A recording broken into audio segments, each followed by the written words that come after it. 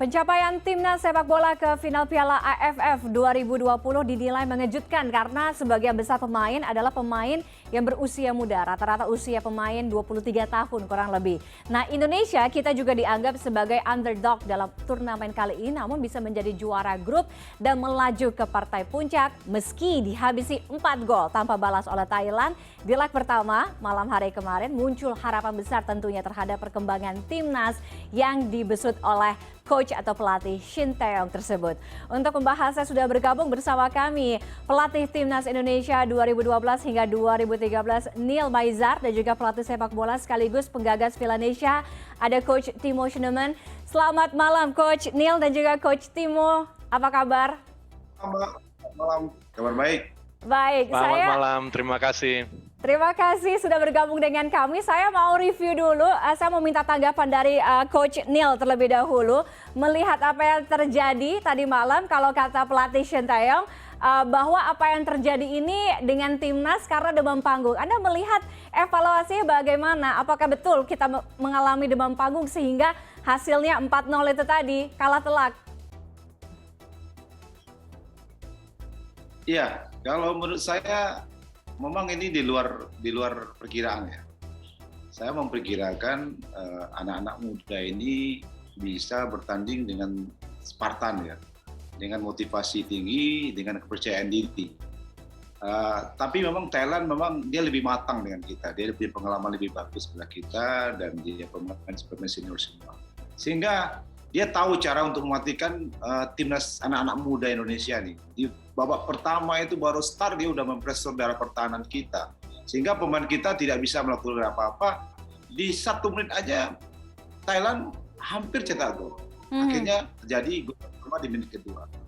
Nah ini yang membuat anak-anak muda ini menjadi sulit untuk keluar dari tekanan Thailand. Karena Thailand pressure di dalam pertahanan kita dan tidak memberi ruang kepada anak-anak muda ini untuk melakukan serang balik dan build up serangan. Tapi yang harus kita sadari bahwa adalah kita harus bangga juga dengan anak muda. Kita nggak boleh menyalahkan mereka. Karena ini proses untuk membuat tim seperti Thailand ini proses 1 tahun, 2 tahun, 3 tahun baru matang. Anak-anak ini baru berkumpul sekitar 1 tahun, 2 tahun. Sedangkan Thailand sudah mempunyai 2-3 tahun dia berkumpul dan punya cap-nya lebih tinggi lah 30 dan 40 di tim nasional. Dan saya berharap tim ini tetap kita banggakan, kita pertahankan. Dan Shin Tae-yong harus mengevaluasi di pertandingan kedua supaya bisa memperbaiki kesalahan-kesalahan yang terjadi di pertandingan pertama sehingga di pertandingan kedua nanti kita lebih gagah dan lebih percaya diri dan kalau bisa kita lebih hebat dari pertandingan pertama. Iya. Dengan apa yang pencapaian yang dicapai oleh timnas kita, banyak juga yang mengapresiasi bagaimana kemampuan mereka, ya kan, dan lain sebagainya. Kalau Coach Neil sendiri melihat kedalaman skuad timnas ini, apakah kemampuannya sudah merata di pemain pelapis yang ada di atau yang berlaga di AFF ini, Coach? Iya, untuk pemain tim nasionalnya sebenarnya skuad kedalamannya sudah cukup bagus ya, karena masih dia tahan, Elgan nggak dimainkan, kadang Evan Dimas nggak dimainkan, kadang Egy juga tidak dimainkan, dan mereka punya talenta yang bagus, punya di usia mereka mungkin dia terhebat. Tapi kalau AFF kan bukan tim yang seusia mereka. Tim AFF adalah tim nasional yang terbaik dari yang baik yang bermain. Nah, yang masalahnya buat mereka ini adalah mereka menghadapi tim yang lebih matang, yang liga di Asia yang terbaik saat ini. Gitu, Mbak. Jadi kita harus memberikan waktu buat Shin Tae-yong bagaimana dia meramu, memberikan taktikal strategi ke depan lebih bagus lagi. Gitu, Mbak. Oke, berbicara mengenai usia, saya akan pindah ke Coach Timo. Saya akan minta tanggapannya. Apa yang atau para pemain yang berlaga ini kan rata-rata usianya masih sangat muda ya. Kurang lebih rata-rata 23 tahun, Coach Timo. Tapi kita patut apresiasi mereka berlaga sangat apik bahkan bisa menembus final. Apakah Coach Timo juga melihat bahwa ini sebuah kemajuan di proses pembibitan di tingkat sekolah sepak bola atau SSB atau mungkin belum? Oh, terlalu jauh kayak kalau kalau ditarik ke sana ya. Hmm. Karena menurut saya kalau apa yang dilakukan Sintayong ini membenahi rumahnya ya, tapi fondasinya itu tentu berbeda. Fondasi, kalau kita berbicara fondasi ya kita berbicara akademinya nggak boleh buka tutup, akademinya harus setahun penuh. Dan kalau misalnya klub-klub Liga 1, Liga 2 punya SSB itu oke, bagus, tapi tetap harus punya akademi. Bedanya apa? SSB berbayar, kalau akademi full tidak berbayar, seperti itu. Jadi itu yang masih harus dibenahi sehingga kita bisa mendapatkan talenta-talenta yang luar biasa, termasuk di akademinya itu harus ada scout profesional gitu.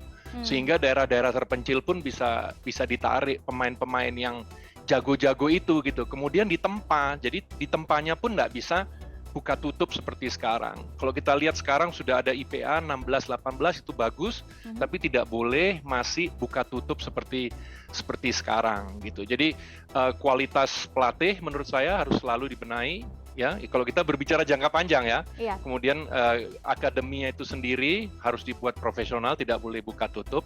Termasuk akademinya harus bisa mendapatkan dana itu bisa dari SSB yang dijadikan komunitas oleh mereka seperti itu. Jadi dapat duitnya bukan dari murid pemain tapi dari SSB, sekaligus bisa menaungi mereka, memberikan mereka kurikulum, memberikan mereka marketing strategy dan sebagainya sehingga terjadi win-win gitu.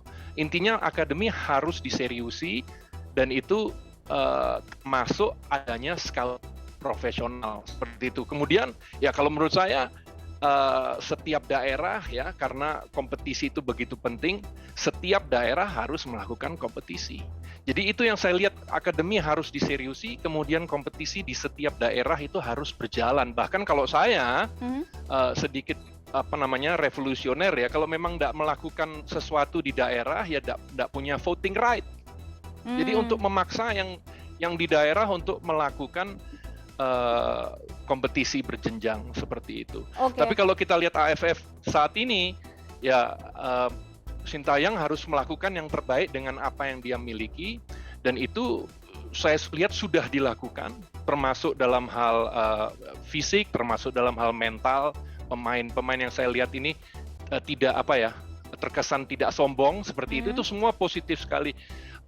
Tapi Sintayong tentu saja makanya perlu dikasih waktu, karena perlu waktu untuk mengenal pemain-pemain kita, yang baik siapa, yang punya kedisiplinan tinggi siapa gitu, termasuk bisa menganalisa tim ini bisa diapakan secara taktis gitu. Karena kalau kita lihat pertandingan kemarin, pergantiannya saya nggak setuju gitu. Dan itu butuh waktu untuk seorang Sintayong melihat, menganalisa dirinya sendiri juga gitu. Kalau Kambuaya dikeluarkan akan terjadi apa gitu. Oke, artinya selain kualitas pelatih tadi, mungkin catatan dari Coach Timo adalah pemerataan pembibitan, kemudian juga kompetisi usia dini yang harus kita genjot atau harus kita kejar, begitu ya Coach ya? Ya, jadi kalau saya ditanya apakah PSSI serius, saya ingin sekali PSSI serius. Tapi tandanya itu, apakah kompetisi di daerah-daerah berjalan, dan apakah akademi Liga 1, Liga 2 itu berjalan dengan betul-betul profesional, diseriusi. Itu menurut saya ngelihatnya dari situ aja deh gitu. Oke.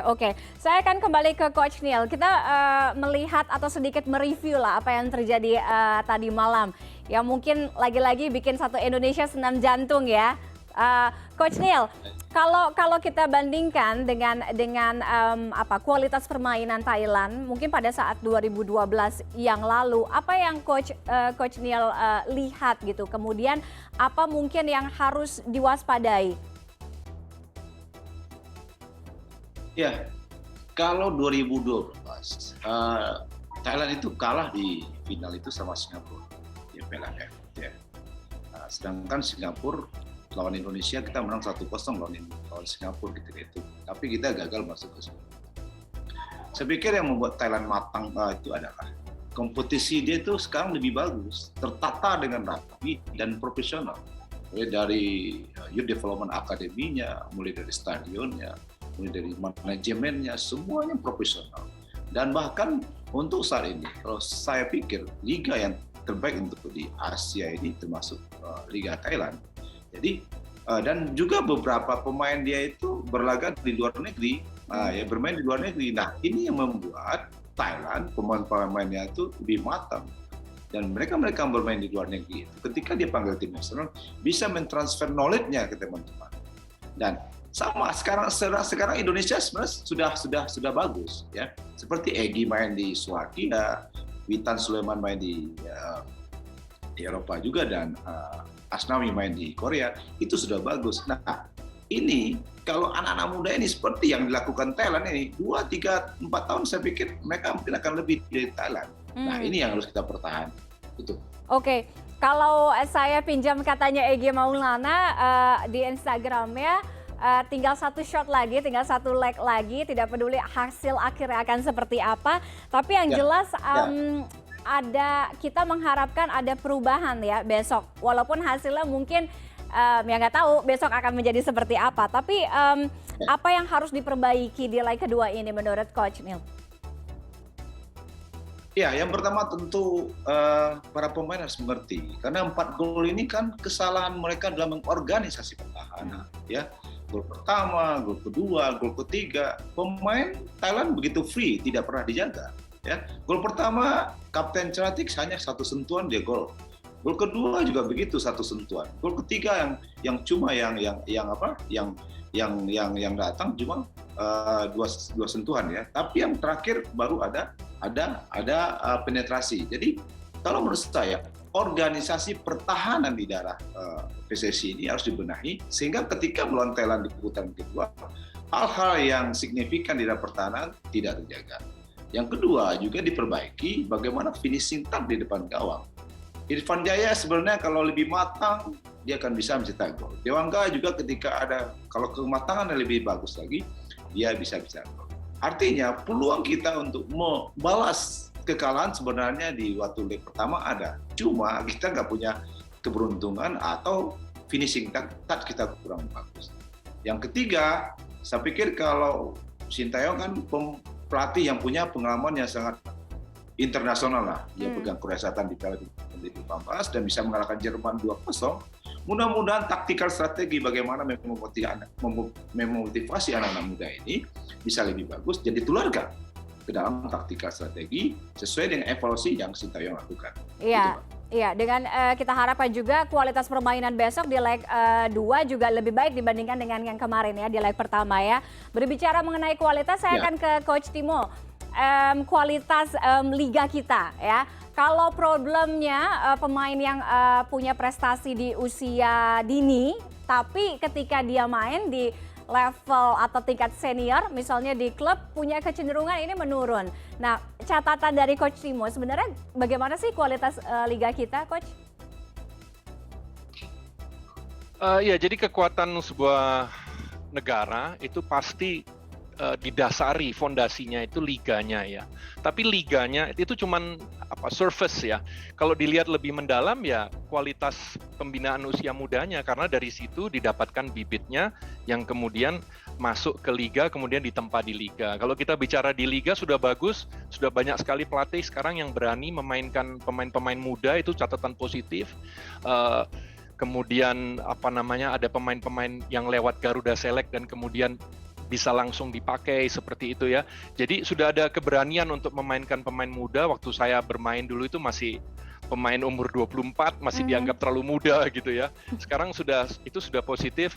Tapi intinya kita masih kekurangan kemampuan dari segi taktikal dan sebagainya, juga technical, karena tidak dibina di kompetisi sejak usia dini gitu. Jadi kalau kemarin Sintayong mengatakan Thailand bermain dengan begitu sempurna, itu bukan hanya teknisnya ya, tapi juga taktikalnya. Contohnya menit pertama mereka gempur, mereka berhasil. Babak kedua, saya udah ngomong sama teman saya yang duduk sambil nonton dengan saya bilang ini dia pasti akan mundur babak kedua.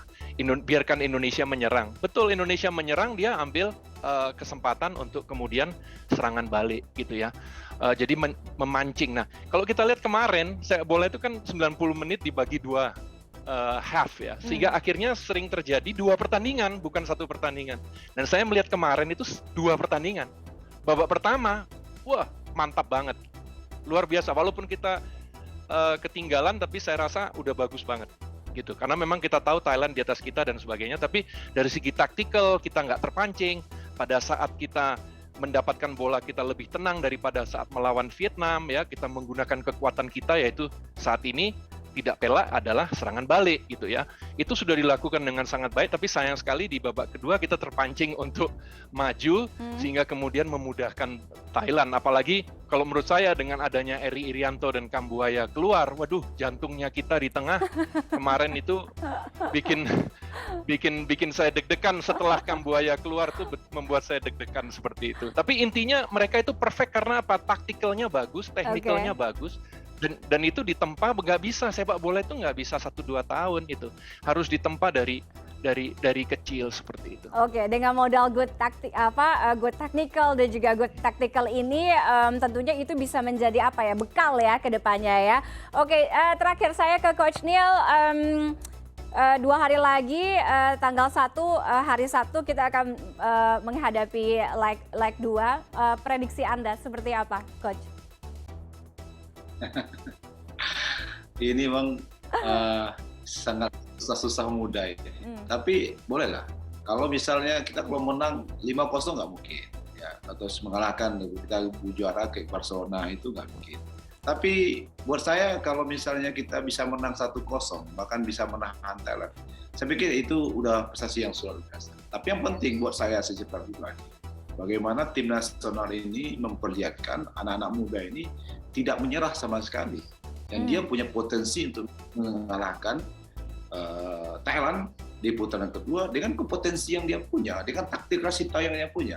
Coba perlihatkan ke kita, ke anak-anak bangsa ini, ke negara ini, supaya dia melakukan sesuatu yang terbaik buat bangsa dan negara, sehingga kita bangga, tetap bangga dengan tim nasional yang berlaga besok di final hari Sabtu. Oke, kita akan lihat seperti apa permainan di hari Sabtu. Apakah membuat kita senam jantung lagi? Tapi apapun itu, kita mengharapkan perubahan yang terbaik tentunya. Tapi kalau tadi Coach Timo bilang nggak ada yang instan, ya. Jadi semua harus bersabar. Tapi apa yang kita lihat dengan adanya strategi, kemudian permainan teknis yang baik, itu bisa menjadi modal kita ya. Artinya ada harapan besar yang baik ke depannya. Terima kasih, selamat malam untuk Coach Timo dan juga Coach Neil sudah bergabung dengan CNN Indonesia Connected malam hari ini. Selamat malam, sehat selalu. Terima kasih. Terima kasih.